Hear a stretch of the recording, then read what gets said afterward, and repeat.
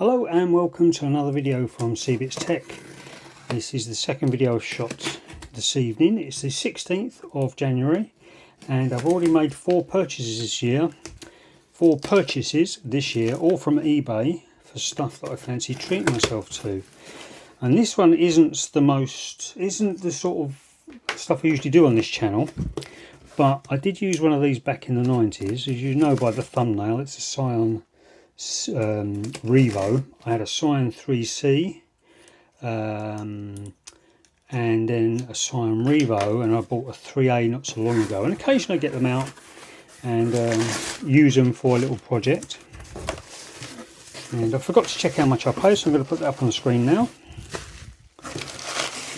And that's all it is. And this one supposedly has had the battery changed.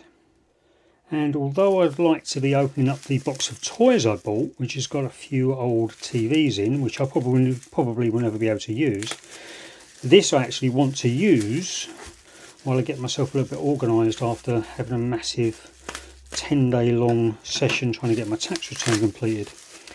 So I want to use this to help me get organised, because this will be a fresh start until I can get everything back in the system. So this is a third party. So that's a Panasonic one, third-party charger.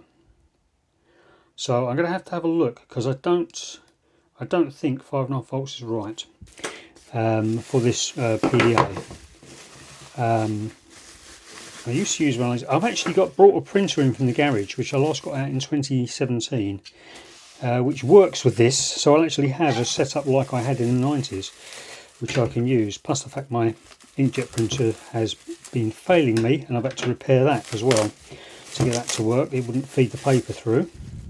So this is the age of it. It's got a serial connector on there, and this is the cradle that the PDA fits into.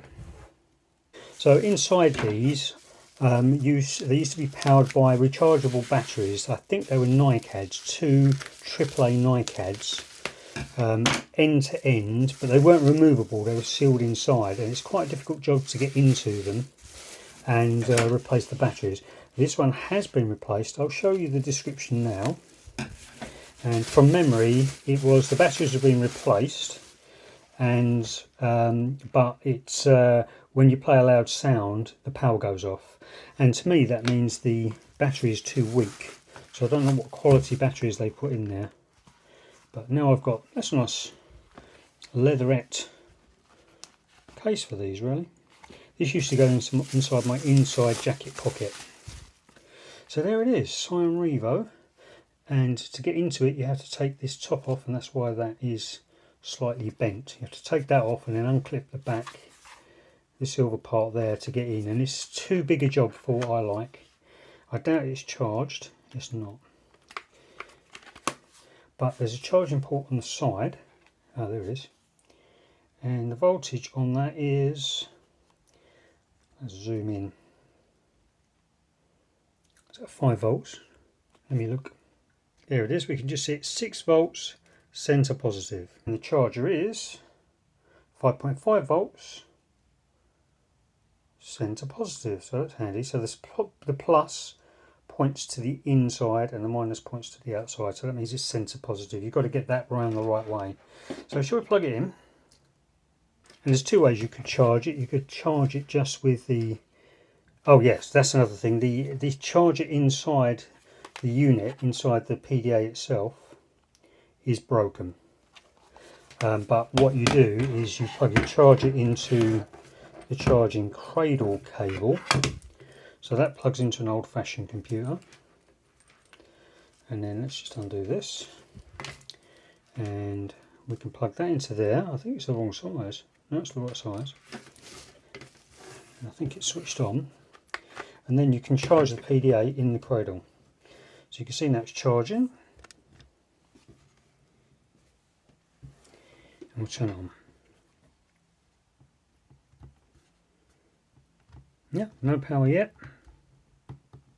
Oh, it's got a stylus on it as well. Okay, it's just a plain simple stylus, like an S Pen, but doesn't have any functions other than just pressing on the resistive screen. So the screen detects when pressure is put on it, and then it knows where it's been clicked. there's no power, so I'll come back when the thing has power. But for the Psion Revo Plus, that didn't work. I used the charger that was supplied, which was the wrong voltage. I ran it overnight. It was 5.5 volts and it's supposed to be 6 volts, so it should be fine. The red light goes out when the battery is charged to 85%. That went out after about half an hour, but the thing is dead. There's no life from it whatsoever. So I've already got two. One that I bought originally as new in, I think the year was 2000 actually, or I think they came out in 1999. And I'm not sure. And another one which I bought as well off eBay to see if I can get it working. I think this is the one I bought. But yeah, this is mine. It does turn on. It does charge up. Or it appears to charge up, and that red charging light goes off. The green light is the power light, but then when you take it off charge and you try and do anything, it just cuts out, and that's because the battery in this one is dead as well.